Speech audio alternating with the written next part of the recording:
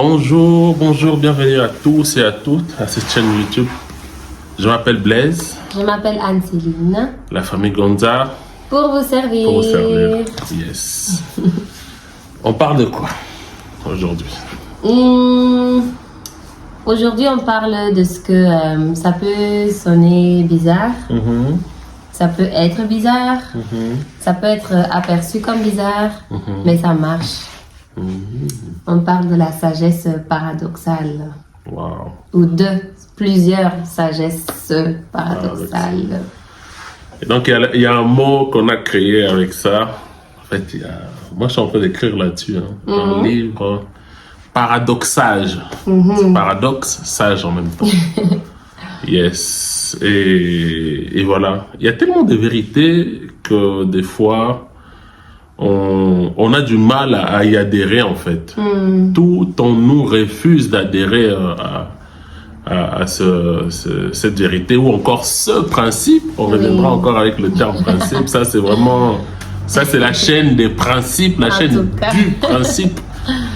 Donc, il y a des principes dont on a du mal à adhérer, mais qui apportent réellement la vie. Ça a toujours été le cas, en fait. Parce que, par exemple, tu as des exemples? C'est ce que j'allais te demander. Oui, mais j'avais un exemple, mais je ne voulais pas forcément directement commencer avec ça. Parce que... Non, pendant que moi, je méditais là-dessus, où j'y pensais, je pensais à la parole où Dieu dit que lorsque tu t'abaisses, Dieu t'élève, et c'est quand tu t'élèves que Dieu t'abaisse. Oui. C'est quand tu cherches, comment dire, à monter, si ce n'est pas... Bon, déjà, avec la bonne motivation, d'habitude, on ne va pas chercher à monter. C'est comme, je ne sais pas vraiment exactement les termes, mais il y a un endroit dans la Bible où elle parle de la renommée de Jésus, en disant que sa renommée s'accrut. Donc, on cherche souvent cette renommée-là, mais de la mauvaise façon. Et on va te dire, bon, moi je ne connais pas, je ne sais pas, je ne le fais pas, hein, mais peut-être quelqu'un va taper à comment même être connu sur YouTube, les stratégies, comment devenir influenceur, comment ceci, comment cela, on va te donner des stratégies. Mais des fois, c'est vrai, on peut avoir un bon message à apporter, mais ce désir-là de vouloir être vu, de vouloir monter, de vouloir être connu, peut être très subtil. Et là, souvent, voilà, Dieu nous rappelle que ce n'est pas à nous de chercher à monter ou à aller quelque part parce qu'on est déjà. Et lorsqu'on cherche à devenir, en fait, ça révèle tout simplement qu'on manque de foi en ce que Dieu a dit que nous sommes. Yes. Monter, c'est très pertinent ce que tu dis parce que c'est d'abord être avant d'avoir. Et nous, souvent, on veut devenir en ayant, en fait. Parce que quand quelqu'un veut être influent sur les réseaux sociaux, il veut avoir des abonnés. Quand quelqu'un veut être riche, il veut avoir de la richesse du monde. Mais il ne devient pas un homme riche, mais il devient un homme qui a de la richesse. Donc, c'est juste question de temps et cette richesse-là, dans tous les cas, va s'évaporer. Exactement. Et j'ai bien aimé le principe que tu as donné du fait que quand on se rabaisse, il y a même un verset biblique qui dit tout ce qui sera relevé, tout ce qui va se hisser, tout ce qui va vouloir prendre de la hauteur sera rabaissé, en fait.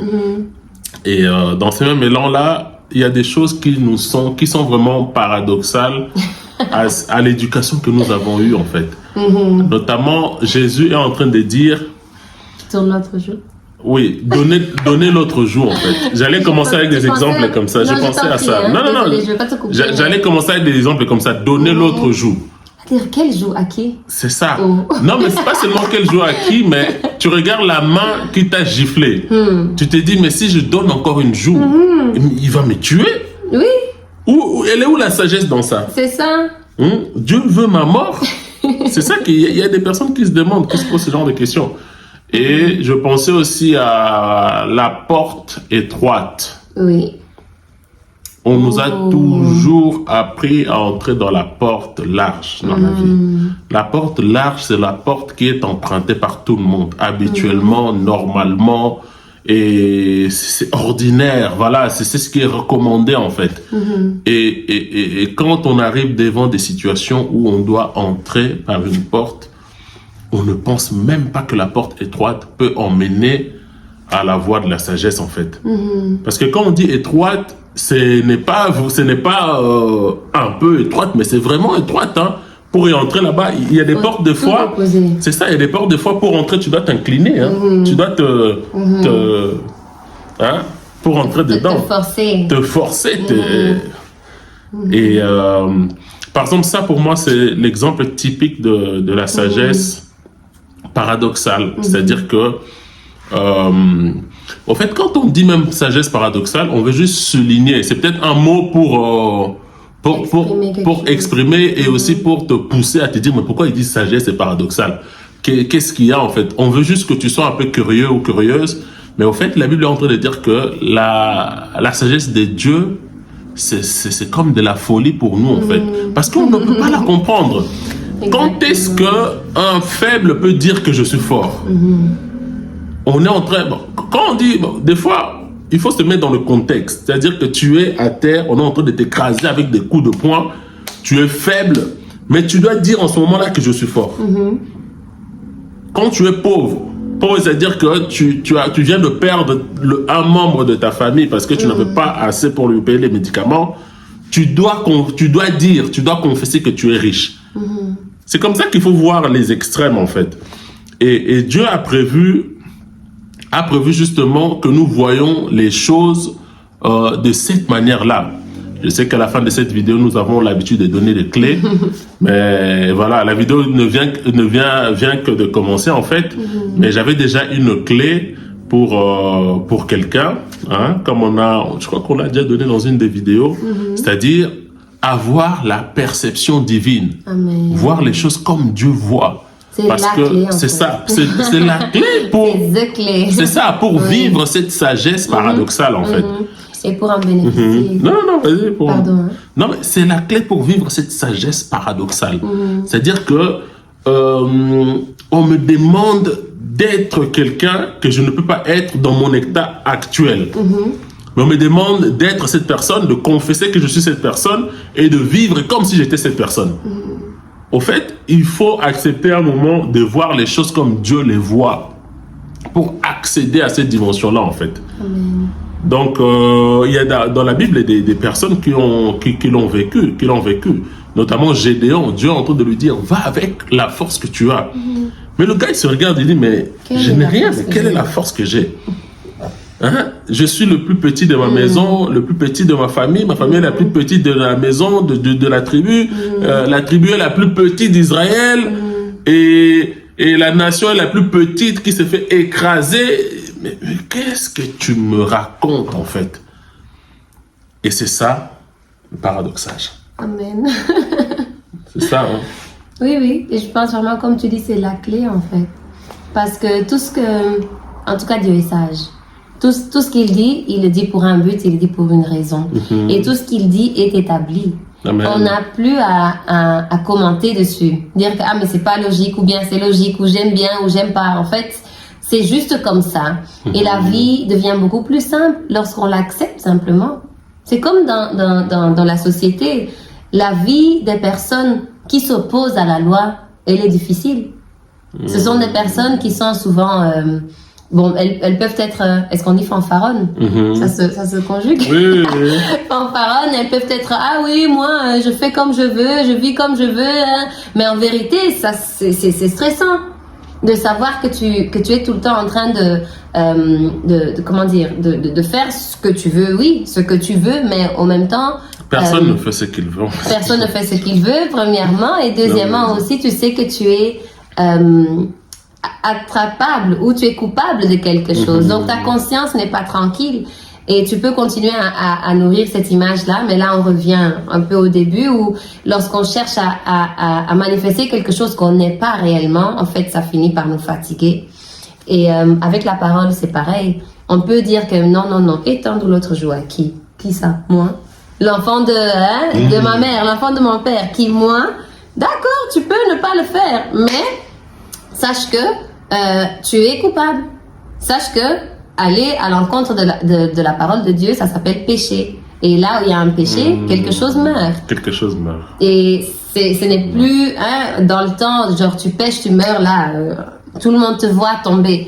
Aujourd'hui, ce n'est peut-être plus comme ça, mais quelque part, ta patience meurt, ta créativité meurt, il y a quelque chose en toi que tu perds en fait. Super. Donc, comme tu l'as dit, franchement, c'est tellement important, accepter la parole telle qu'elle est.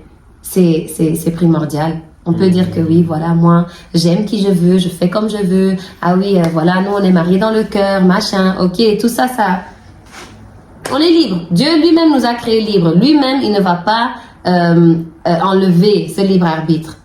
Mais au même temps, on est en train d'abîmer quelque chose. D'abîmer quelque chose. Et c'est vrai que j'ai commencé aussi par le dire, on a commencé par l'aborder un peu. Mais qu'est-ce qui pousse les gens à être comme ça? Qu'est-ce qui pousse les gens à rejeter la sagesse? Parce que Salomon est en train de dire, mon fils, écoute l'instruction de ton père et prête attention à la parole de ta mère, quelque chose comme ça. Mais pourquoi est-ce qu'on rejette en fait la sagesse? Je pense que ça, on avait parlé du solid ground, là où la Bible dit que la foi est une ferme assurance. Dans d'autres langues, en fait, ça parle d'un sol raffermi, d'un sol solide, d'un sol dur. Et je pense que lorsqu'on a été éduqué d'une certaine façon, lorsqu'on a été abandonné d'une certaine façon, c'est possible aussi, lorsqu'on a été rejeté, lorsqu'on a été aimé, en fait, toutes nos expériences concourent à ce qu'on devienne ce qu'on devienne. Et du coup, par exemple, là, avec les jeunes, je travaille. Tu vas dire à quelqu'un, tant l'autre jour, il va te dire que tu es fou, qu'il n'est pas ridicule en fait, qu'il a quand même un peu de valeur, qu'il a quand même un peu de... Pourquoi je vais laisser quelqu'un me taper? Dans quelle vie? Dans quel monde? Et donc c'est aussi culturel, c'est aussi... On va te dire que non, un homme il fait ça, un homme il est comme ça, ou une fille ou une femme elle est comme ci, elle est comme ça. Et donc tout ça, ça construit. Plus on l'accepte, plus on adhère, ça devient difficile à enlever. Et donc, ça vient juste comme te percuter. Si on revient encore sur l'exemple de tendre l'autre jour, quelqu'un peut dire que mais si c'est comme ça, moi je pars. Pour qu'on me marche encore dessus. Tu vois, quelqu'un qui se dit qu'on a beaucoup profité de lui, on lui a fait beaucoup de mal, qu'il n'a jamais eu de cadeau dans la vie, il va dire que mais si c'est pour que je continue à souffrir, pourquoi moi je vais rester ici? Je vais rester ici. Et c'est justement parce que je pense, comme tu dis, le input n'a pas été ou n'était pas aligné à la parole de Dieu. Donc du coup, ça vient comme une input, c'est-à-dire que c'est que la personne a vécu. Et a entendu ce qu'elle a été enseignée. L'exposition de l'âme font en sorte qu'on s'endurcisse et que quand Dieu va venir, il y a généralement quelqu'un d'autre qui est déjà passé en fait. Exactement. Et c'est pour ça, parce qu'en fait, je vais me rendre compte que cette sagesse, elle n'est pas paradoxale. Elle devient à l'origine, à la source. Elle est juste vraie. Elle est juste véritable, elle est juste authentique, elle est juste établie. Elle devient paradoxale à cause de notre culture, à cause de notre perception, comme tu disais. Et c'est ça qu'il faut changer, parce qu'il y a aussi cette parole où Jésus dit, c'est dans Matthieu 6, où il dit que l'œil est la lampe du corps. Et si l'œil est en mauvais état, tout le corps sera dans les ténèbres. Donc c'est vraiment notre façon de voir. Il continue aussi, il dit si l'œil est en bon état, le corps sera... Est-ce que c'est éclairé? En tout cas, c'est dans Matthieu 6, 22, 23. Donc la façon de voir, elle est très très importante. Yes, et je voulais aussi rebondir pour un cas pratique par exemple. Yes. Jésus, les pharisiens, en tout cas, oui, biblique, les gens viennent le trouver et disent, ah oui, mais Seigneur, il y a une femme qui a été attrapée en flagrant délit. Et voilà, selon la loi de Moïse, elle doit être lapidée. Son homme doit lui écrire une lettre de divorce. Mais toi, qu'est-ce que tu en penses? Cet exemple, cas pratique exemple, je le donne pour étayer un peu ce que tu étais en train de dire, du fait que la sagesse dont nous sommes en train de parler, elle n'est même pas paradoxale. Elle est en fait la sagesse initiale. Qui, par le temps, est devenue paradoxale. Parce qu'il y a un autre occupant qui nous possède déjà. Qui rend sage. Qui rend sage, c'est ça. Qui nous rend sage à nos propres yeux. Jusqu'au point où on refute la vraie sagesse. Donc, elle devient paradoxale. Donc, Jésus va leur dire que non. Au fait, au commencement, il n'en était pas ainsi. Qu'est-ce qui n'était pas ainsi? Oui, vas-y. C'est juste une question, en fait. Parce qu'il dit que c'est à cause de l'endurcissement de vos cœurs. Oui. C'est ça ou de la dureté de vos cœurs. La dureté, l'endurcissement, la dureté. C'est ça qu'il dit, en fait. Et donc, on revient sur le solid ground. Plus tu acceptes, plus ça devient dur. Une pierre, tu peux pas. C'est toi qui dis souvent que dans une pierre, on peut rien mettre.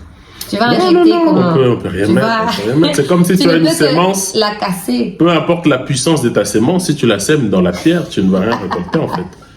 Donc, c'est ça. Et donc, j'étais en train de penser, je me disais, au commencement, il en était quoi? Au commencement, il en était quoi? Cet homme devait pardonner à sa femme. Au commencement, il n'en était pas. Ou il n'était pas ainsi. Quand il dit ça, c'est-à-dire qu'au commencement, sans le péché, aucune femme n'aurait même péché contre son homme, en fait. Je sais pas, Non, c'est une très bonne réflexion. Parce qu'il faut toujours repartir au commencement. Au commencement. Oui, pour savoir comment c'est, il faut repartir au début. Donc, il dit qu'au commencement, il n'en était pas ainsi. Qu'est-ce que toi, tu en dis? Oui, moi, en tout cas, je pense qu'au commencement, selon la pensée initiale de Dieu, cette femme n'aurait même pas pu s'imaginer, prendre penser à tromper son mari, en fait. Donc, la dureté des cœurs est possible suite au péché. Le péché, on va dire, d'Adam. Et à cause de ça, nous-mêmes, on rajoute, comme cette femme qui a été attrapée en flagrant délit, on peut dire, voilà, elle a eu des pensées, on ne sait pas si c'est la première fois qu'elle a trompé son mari ou pas, ou ça, on ne sait pas, mais je veux dire, nous-mêmes, on a aussi, chacun a comme des faiblesses. Il y a des gens qui souffrent d'addiction, il y a d'autres qui souffrent dans l'impudicité, il y en a qui souffrent dans la colère, en fait, dans plusieurs faiblesses. Mais chacune de ces faiblesses trouve son origine dans le péché. Et donc, quand Jésus dit que au commencement, il n'en était pas ainsi, c'est qu'effectivement, ce péché-là n'était même pas en nous. Et donc, j'ai l'impression d'être en train de résoudre une équation mathématique. Non, mais c'est très important et c'est très... Non, mais au fait, le péché... Inspirant. Inspirant. Et donc, le péché d'Adam est la racine qui a été mise sous terre. Et ce que cette femme va manifester au temps de Jésus n'est qu'une branche, en fait, de la racine qui est là. Et donc, Jésus était en train de dire qu'au commencement, il n'y avait pas. Mais peut-être qu'il parlait aussi de tout. Parce que même le fait de lapider quelqu'un. Oui, ça, ce sont des conséquences. Mais en fait, c'est ça. Au commencement, l'homme ne pouvait pas détruire un homme. Voilà. Parce que la femme qu'on est en train de lapider, c'est un être humain, l'image de ressemblance de Dieu. Donc en fait, peut-être qu'il voyait le tout. C'est comme un cri de cœur, il dit en tout cas. C'est ça. Ce n'était pas ainsi. C'est ça. La pensée de Dieu, au commencement, la pensée de Dieu n'était pas ainsi. Il n'y avait pas tout ça. Et donc, je ne sais pas, ça m'est juste venu comme ça pendant qu'on parlait pour dire en fait que au commencement, il y avait la vraie sagesse, la sagesse initiale, la sagesse. Au fait, quand on est en train de parler de la sagesse, on voit la parole de Dieu. Il y avait la parole était avec Dieu, la parole était Dieu. Et à ceux qui l'ont reçu, il leur a donné le pouvoir de devenir enfants de Dieu. Donc, la parole, la sagesse, elle est là, mais il faut la recevoir. J'ai reçu un truc pendant que tu parlais. J'ai reçu un truc. Regarde, tu as parlé de quoi? Tu as parlé de Matthieu 6, 22, 23. Tu as parlé de la lampe la lumière, l'œil, la lumière. Mais maintenant, il dit, au commencement, il y avait quoi? La parole. La parole. La parole était avec Dieu et la parole était Dieu. Dieu. C'était la lumière. Non, là, tu es parti un peu plus loin. Oh, sorry. Tout ce qui a été créé par la parole, ainsi de suite, ainsi de suite. Oui. En elle, la parole était la vie. Était la vie. Et la vie était la lumière. Et la vie était la lumière. Et maintenant, l'œil est la lampe. Qu'est-ce qu'on doit comprendre par là? En fait, une lampe, normalement, l'œil... Donc, si l'œil est la lampe, ça veut dire que la lumière doit venir de l'intérieur. Alléluia, c'est ça. C'est ça. Donc, c'est pas seulement quand on parle de la perception, ce n'est pas seulement ce qui entre. Garde ton cœur plus que toute autre chose. Prends maintenant tout son sens. Amen. Parce qu'il a dit que ce que l'homme mange, c'est pas ce qui suit l'homme, mais ce qui sort. C'est la lumière qui sort. C'est-à-dire qu'il y a des personnes qui sont capables de sortir la lumière de l'intérieur pour éclairer leur vie. Il y a des personnes qui sont capables aussi de sortir le ténèbre de l'intérieur pour étouffer, pour détruire l'environnement. Et c'est là que tout le corps est dans les ténèbres. Mais c'est ça. Tu es ténèbre pour sortir le ténèbre. Enfin, tu es dans le ténèbre. Waouh. Je ne savais pas qu'on allait rentrer là-dedans comme ça. Et donc, tout ça, c'est l'œuvre de l'ennemi. Parce que la Bible dit que quand Dieu a sémé, donc le maître qui représente Dieu dans cette parabole, qui a mis le blé, l'ennemi est venu et il a sémé l'ivraie. Et l'ivraie pousse toujours avec le blé.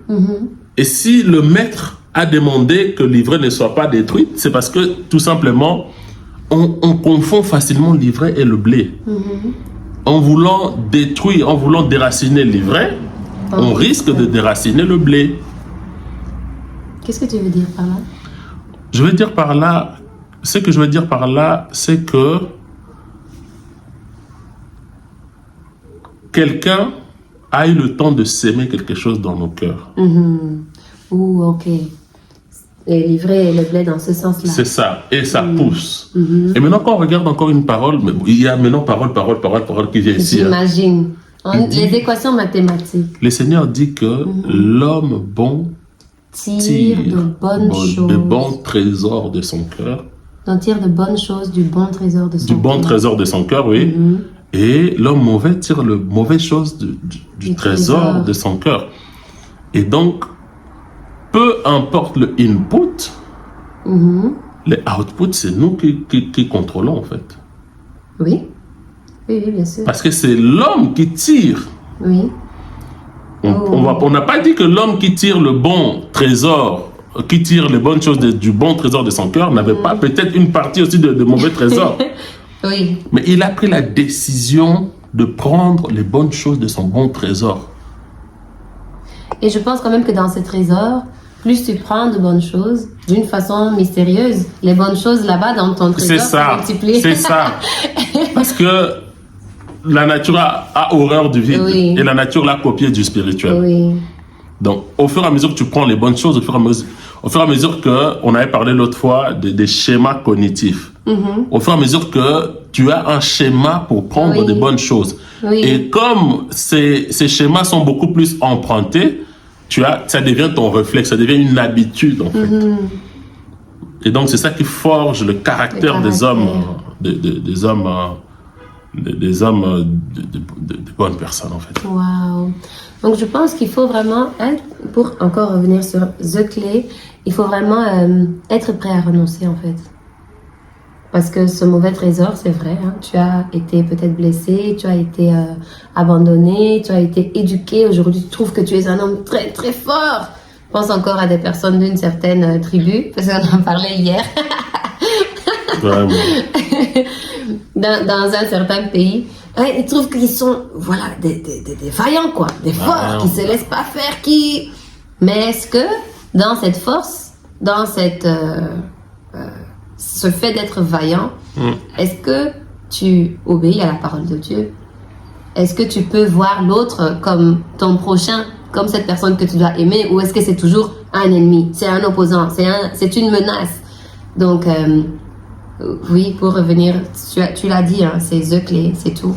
Donc, non, vraiment, ça a peut-être l'air banal, l'air paradoxal, l'air... voilà. Mais donc, au commencement, il n'en était pas ainsi. Wow. Tu n'as pas été prévu pour gérer ta vie comme toi tu penses. Tu n'as pas été prévu pour avoir peur, pour être en colère, pour vivre dans l'impudicité, pour avoir des pensées impures, pour avoir des pensées négatives, suicidaires, pour te sentir rejeté. Pour être seul. Pour être seul. Tu n'as pas été conçu. Dieu ne t'a pas fait pour ça. C'est ça. Wow. C'est ça. Tu n'as pas été créé pour ça. Et donc, Dieu nous aime, il nous aime, et il veut que nous puissions réfléchir, voir les choses comme lui. Et il a dit que celui qui m'aime garde mes commandements. C'est ça. C'est ça. Donc, ce serait bizarre de voir ce Dieu qui nous aime et dire qu'en tout cas, reste là-bas. Avec ton amour, là, avec ton pardon, là. Parce qu'en vérité, c'est ça qu'on dit. On ne le dit pas avec nos bouches, pour plusieurs, pour les enfants de Dieu. On ne va pas dire que je ne veux pas de toi, laisse-moi tranquille. Mais on le dit tout le temps avec nos attitudes, avec nos actes, avec nos... C'était la sonnette. Ok. Bon, en tout cas, je n'ai pas de titre pour cette vidéo. Je pense que ça peut être la sagesse paradoxale, ... ou pas. Ok. On va faire comme ça, dans tous les cas, pour vous servir. Au prochain épisode, pour vous servir.